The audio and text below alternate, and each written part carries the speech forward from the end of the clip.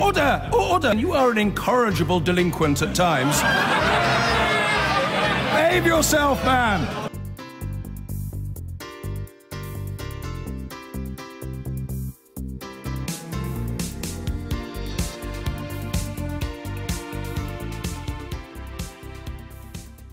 Hello and welcome to the London part of the show. I'm Jo Coburn and I'm joined for the duration by Bambos Charalambous, the new Labour MP for Enfield Southgate, and Mark Field, Foreign Office Minister and the Conservative MP for the cities of London and Westminster. Welcome to both of you. I want to start with Brexit for a change. With phase one of the negotiations out of the way, the Mayor of London, Sadiq Khan, said he welcomed the agreement on EU citizens living in the UK and Brits in the EU. But he criticised the Prime Minister for insisting Britain will leave the single market and the customs union, which he said meant it was now unlikely there'll be a deal that will work in London's best interests. Mark Field, in financial services, how will post-Brexit London be more successful than it is now? Well, we'll wait to see. I mean, I think we have to be bold, positive, optimistic and buccaneering. But yes, I don't deny that that obviously there are some concerns being expressed in the city. And therefore, I think it's one of those key strategic sectors that I think this whole move towards alignment that we've seen over the last 48 hours, that has to have its part to play. And I think that we will look upon financial services, professional services, pharmaceuticals, biotech. These are industries which actually fragmentation is bad news for the EU 27 as much as it is for the UK. And I think in the long term, we will want to emulate in British law the new regulations and directives that come from Europe. And in many ways, I suspect that means probably being round the table to be able to discuss that. And there will be those key sectors where we will have alignment and we will be free to make our own trade deals in a range of other areas. But in effect, we won't have really left the customs union. For certain sectors, we will have an equivalence that will be rather like staying in the customs union, but that will only apply in certain sectors of the economy.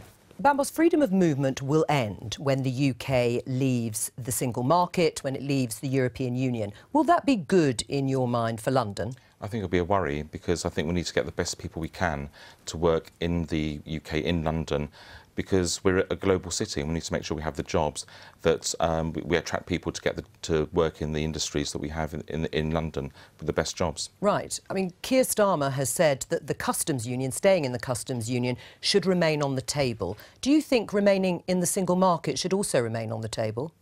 I'm not so sure. I think the customs union is the one that's the most important because that provides the detail for so many sort of businesses that we want. So I think the customs union is far more important than the single market. Let's leave it there just for the moment.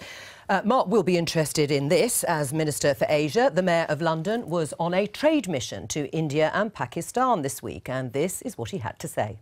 If Theresa May wants to make Brexit a success, as I'm sure she does, if she wants to ensure that businesses continue to flourish and thrive, we continue having access to talented people from around the world, including India, it's in her interest to make sure she changes the rules around immigration. Sadiq Khan there. Mark, in order to actually mitigate the challenges of Brexit as Sadiq Khan sees them and to attract talent from India, do you think there has to be more generosity on visas? There's already quite a lot more generosity, actually, and I have to say it's a discussion I have with my counterparts, Indian, Pakistani ministers and indeed high commissioners. But they want more, don't they? They want more, but I think it's particularly obviously at the people-to-people level at educational establishments, but obviously highly skilled individuals, and of course particularly in India you have an amazing technology sector with going back to Nehru's time with technology-related universities. So yes, I think there's something in that. Let me just say, one of the great things about watching Sadiq Khan, I think all of us as Londoners who are cosmopolitan are very proud of the idea of having, you know, someone who is a Muslim out in that part of the world representing London, and I think it was a great trip. The only thing I would say, and one of the difficulties I think that Sadiq Khan has, in many ways it's applied obviously to both Boris Johnson and Ken Livingstone, his predecessors, the powers of the Mayor of London are pretty limited. I mean, they're outside of transportation and policing.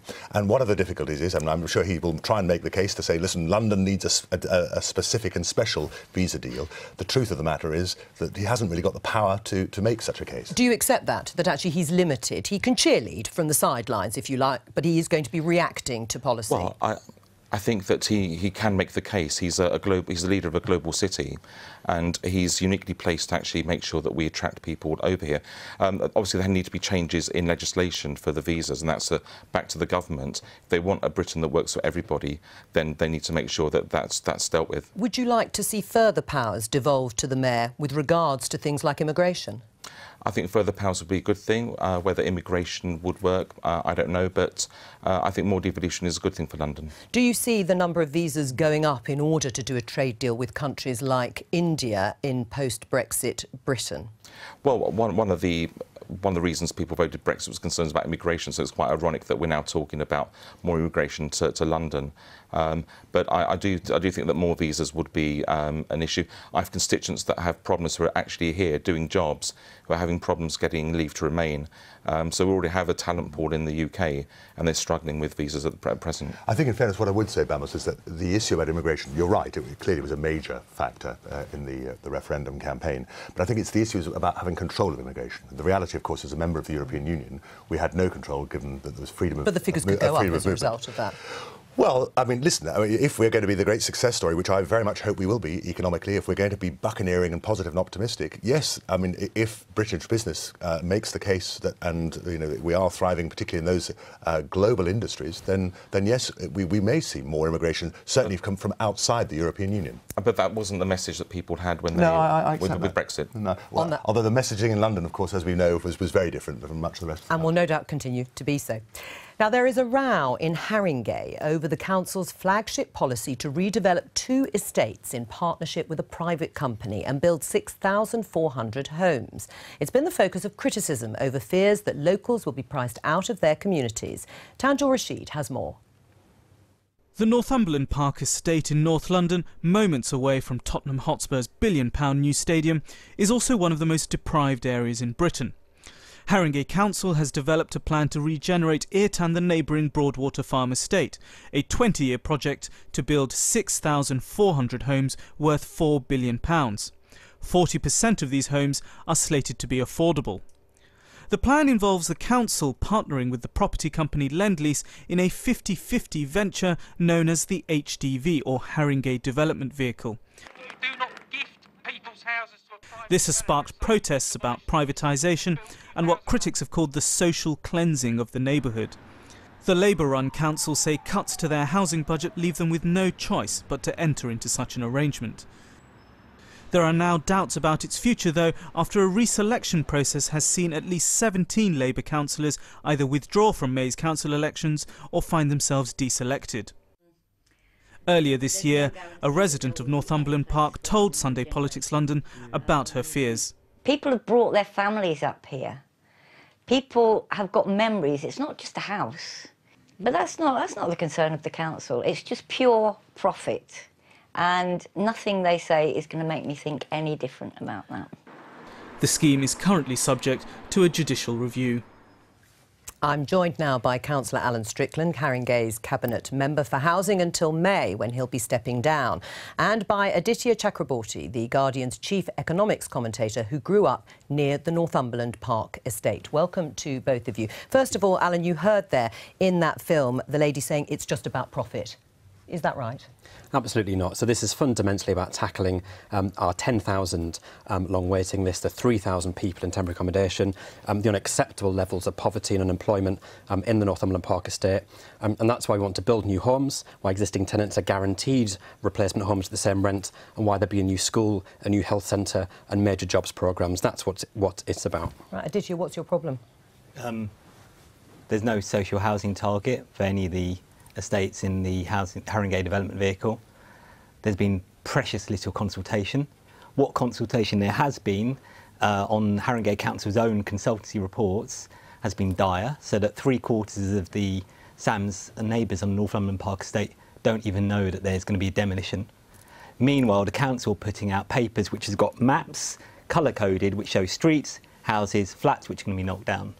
We don't know what will replace them. We've just been given a very, very loose promise about 40% affordable, which, as everyone knows in London, doesn't mean affordable at all. So you don't believe, Alan, when he says that all council tenants whose existing homes are demolished are guaranteed to be rehoused on the same terms? Well, I've read the Actually, I should thank Alan because he's spoilt a number of weekends for me because I've had to go through the paperwork put out by Haringey Council and actually read the difference between what the rhetoric is and what they have actually agreed to. And the actual plan is shot through with more get-out clauses than would keep David Blaine happy. So it doesn't include housing association tenants, it doesn't include people who already own their own places, so it doesn't include leaseholders, and it doesn't include people who are shopkeepers. Well, let's put that to Alan. Is that true? No. Are there no guarantees for those groups of people? And if there are, why aren't they in your plan? There are clear guarantees set out in our policy. And I know Aditya's raised the leaseholder issue before, so I checked the policy this morning. It's mentioned on page 2. So there are clear guarantees for tenants, for leaseholders. Sorry, Alan, section 5.44, I can actually quote you the paragraph, I know it so well by now. Section 5.44 of your members' agreement that you voted through this summer does not give those guarantees. It's shot through with get-out clauses. It also makes clear that all the promises you make do not apply to estates beyond Northumberland Park and a couple of the others in the first tranche. Right. So people on Broadwater Farm are not subject to those same promises. Well, I think what I'm talking about is the very clear policy the Cabinet adopted that gives clear guarantees for estates that might be regenerated. Yeah, you've got an estate renewal policy which is there in black and white. That's different from the policy you've signed. We have been very, very clear that that trumps any other document. And our lawyer has made that very clear as well. Can Lend-Lease be trusted to regenerate the estate in the way that you are certainly saying today? Well, what most councils in London have done on big regeneration schemes is to sell land 100% to a developer, and then you only really have control through the planning committee. What we're proposing is a 50-50 partnership, so half of the people around the table on that board will be people from the council, so we can't be forced to do anything. We have a lot of control into the future, and it puts the council in the driving seat, rather than just playing second fiddle to a developer. Which will not be run by the council. The council do not have majority control, they do not have the final control over this project. And the problem is the track record isn't great, is it? Because if you look at Lend-Lease, and they were given the rights to develop an estate, Haygate in Southwark, for example, and there were only 82 social houses provided out of 1,200 that were demolished. How can you promise that won't happen again here?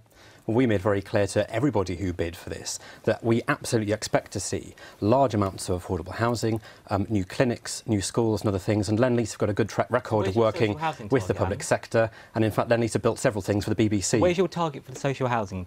They're very clear that the 40% target is written through There is not all a target of for the social housing. That's very, very clear. That's a target for affordable all housing, tenants isn't it, who live on the estate at the moment are guaranteed replacement home on the same terms. Joe, the problem with That's in black and white. Don't talk over each other. Go on, then say your point. Is that the way that Alan and his colleagues have approached this is shot through with contempt.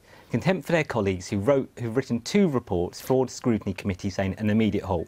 Contempt for the MPs, both of them in the area have written letters calling for an immediate halt.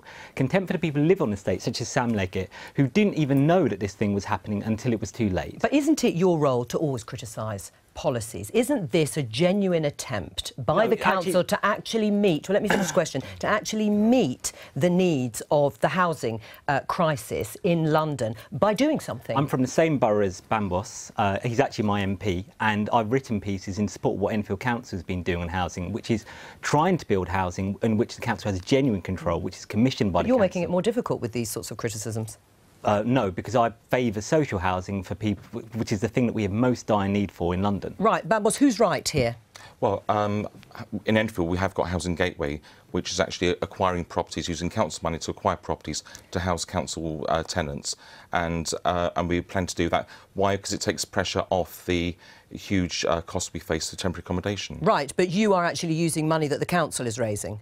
The council is raising, the council's borrowing the money to buy property. Isn't that the problem, that actually councils need to have more powers to be able to borrow larger amounts of money so that they can invest in the sorts of housing schemes that are needed in places like Haringey without running into these sorts of problems? I think we know why, for historical reasons, there's been a reluctance from central government, not just Conservative central government, actually. Yeah, but should that change? Should that change, Markfield, because you've stripped council spending to the bone? What I do think, I mean, I feel very sorry for the situation Alan finds himself in. You know, he's almost being punished for trying to actually deal with the housing crisis. And the truth is, I've been an MP 16 years. I was a councillor in Kensington and Chelsea in London. So essentially for 25 years, I've been involved in London politics as an elected politician. And there's always been a housing crisis, and it's got a lot worse. Yeah. And I think we need imaginative solutions. And rather than being held back by an ideology ideology that says we must have X what we or mustn't have, percent what of we mustn't do, social we housing. mustn't talk over the people that we're meant to be looking after. No, Isn't that right? Right, but can I just come to a that. final question to Anna? The regeneration will drive up prices, won't they, for those who already own their own leases or pay commercial rents? And in that sense, you will end up driving them out of those neighbourhoods. Well, as I said, if you live on one of those estates at the moment, you are guaranteed replacement home on the same terms. We're working hard. We've got a full-time team of staff out every day talking to tenants on these estates. It's not the case.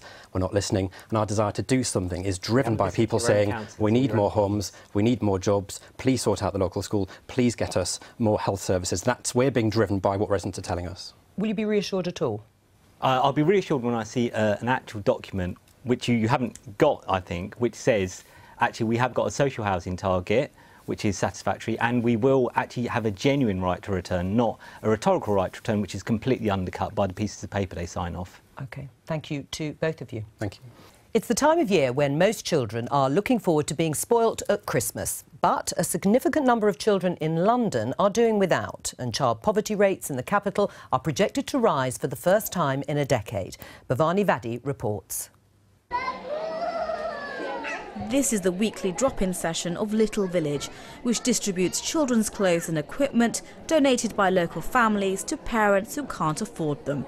There's a festive feeling at the charity's Christmas party, but the majority of parents referred here are raising children on little or no income. Kufara is one of those parents. It's a struggle when you have 3 kids and paying the bills and getting food and so on and other little stuff. So when it comes down to, clothes or items that they need, it's kind of hard to find the money to stretch for that extra. Child poverty in London has been decreasing for about a decade. Currently, 37% of children in London, that's 700,000, are deemed to be living in poverty, meaning they miss out on what most take for granted, such as warm clothes or decent food. But a new study has projected that figure will rise to 42%, or 900,000 children, by 2021. Around 70% of children in poverty in London are in a working family. This charity operates in 3 boroughs, Camden, Southwark and Wandsworth, and has seen a growing need for its services. It's very striking, the level of need that we're seeing, given that we're living in, London, wealthy city. We have people, mums going back to properties which are rat infested. We've got families coming in saying they can't afford to buy nappies, and actually 40% of the people we see don't have a safe place for their babies to sleep. Formerly, there was cross-party support to end child poverty by 2020. That target was dropped last year when the government introduced new ways to measure child poverty, including levels of family breakdown, debt and addiction. But the Child Poverty Action Group says there needs to be a greater political focus on tackling the issue. We have no social policy at the moment around how to tackle child poverty. There was due to be a government paper on life chances, but that never came. There was going to be a green paper on social justice, and that never came either. The effect of the vacuum in policy is that we don't see any effective remedies to the child poverty rises that we're facing.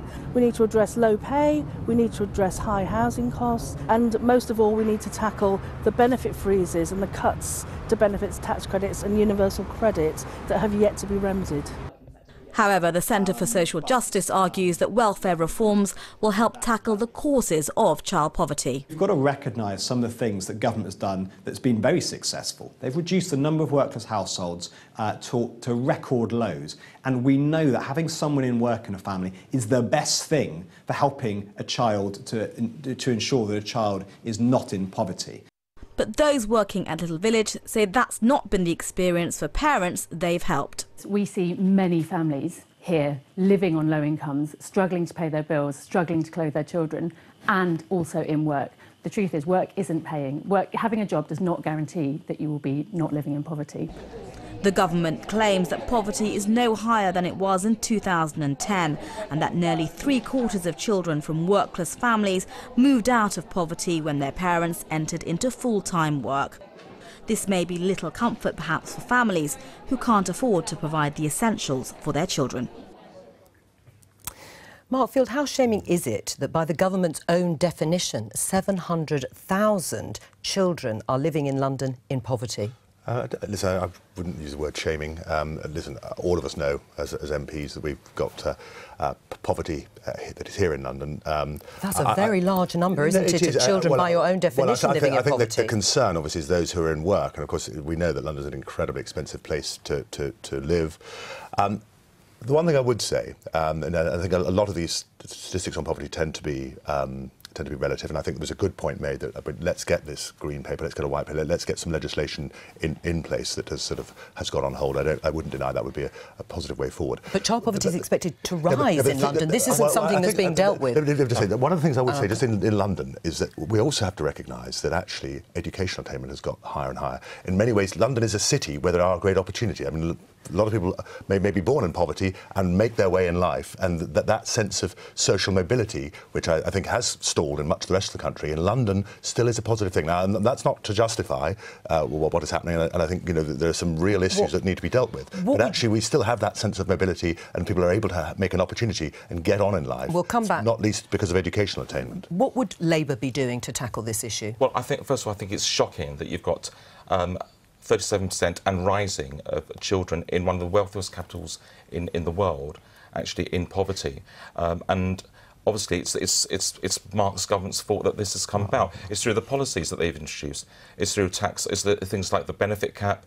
It's the attack on child tax credits and the medieval sort of rape clause. And would Labour be reversing all of those cuts? Well, Labour, if you read our manifesto, which I have, yeah, well, we're going to sort out universal credit. We'll also reverse the two. Well, hang on. You say sort out universal credit. You still agree with it in principle? Well, I think it's always better to have people working. Right. But the way that the government have gone about it is wrong. Where it's been trialled, you've had people getting into debt and getting into rent arrears, which is causing a problem. But the fact is that more children, 7% of the children are children of working families. Right, well, let me put that point to Mark Field. I mean, that is the travesty, isn't it? Because your government has gone on and on about making work pay, and it doesn't pay in London, well, no, because 70% of the children that we've talked about in poverty are from a working family. Well, I think, obviously, once the people are in work and they're getting better paid, better jobs, and the CSJ research. Yes, but it's not enough to pay for the high cost of housing and for the high cost of... You start at that point, but I think that, once households where people have a habit of being at work, that it will work. But the housing cost, I accept the housing costs in London are up. But also, people's pay are flatlining, so the pay isn't going up. But also, there's been underinvestment over many years. I think that's a problem. And also, in Mark's constituency, I spoke to a teacher who told me that children have got rickets in schools in Mark's constituency, which is one of the wealthiest in London. Let me come back to what Labour would do, because you say that you would sort out universal credit, and you say that you would reverse some of the welfare cuts. But actually, Labour's manifesto is quite clear that you would only reverse a third of the cuts that have been proposed by the government. Well, there's money in the budget. For instance, the personal tax credit is 1.3 billion, and that's being underspent. That could wipe out the two-child child tax credit limit that's being introduced by the government. We'll have to leave it there. My thanks to both of you.